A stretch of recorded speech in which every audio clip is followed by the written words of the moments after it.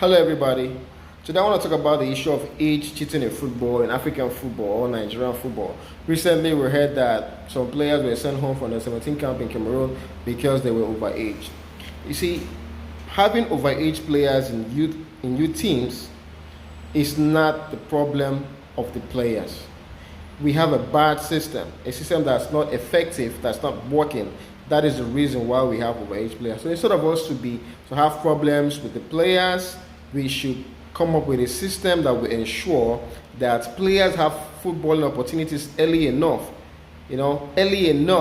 so they won't have to cheat to play football. They won't have to reduce their ages. Now, when Chelsea played Man City in the Champions League finals, I saw a picture of Reece James marking Phil Foden when they were still in the academy in Man City and Chelsea.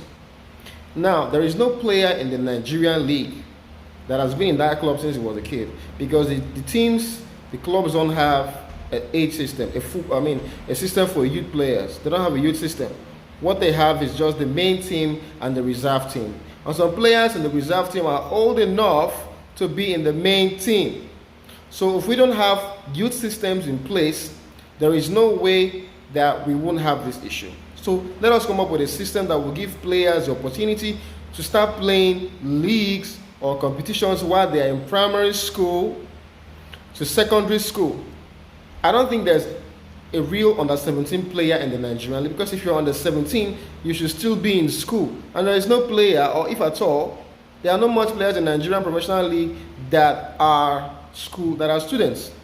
So when you play under 17, you're having players coming from the league, I think those guys are not real. But I wouldn't blame them, because we don't have a system that gives us the opportunity to have players who will play with their real ages. We used to have the Shell Cup, and back then in Port Harcourt, where I used to live or where I come from, I see some of my friends say, I'll speak pidgin. Oh boy, they want to play the Shell Cup, oh, that school can't carry us. Even when you're trying to play these school tournaments meant for secondary schools, some of the school owners will go to get players, people that are not students, to come to play for them just because they want to win the prize money.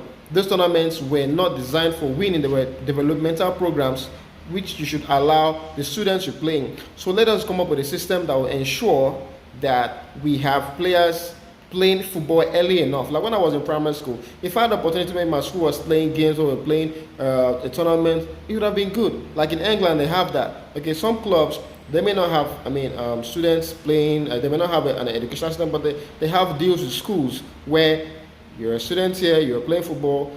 Okay, you're a player of this club, okay, but this is the school you attend. They'll make sure all the players in this club attend this school. So they monitor them.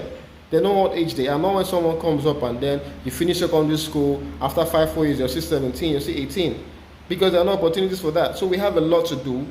We have to fix the problem. If we just keep complaining that, our players are overage, we'll keep having the same problem. We need to fix it.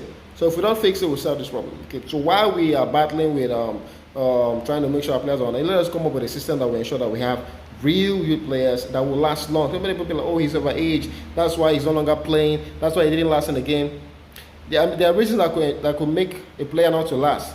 We have some players that were born abroad, or some European players who did well in youth level, but they didn't take that form to the senior level of football. Okay, so let us stop castigating, let's stop blasting our players. Let's give it time, maybe even 5 in 10 years time, come up with a system that will ensure that we have real players who are the age they say that they are in the youth levels, and from there they can take it to the professional level. Thank you.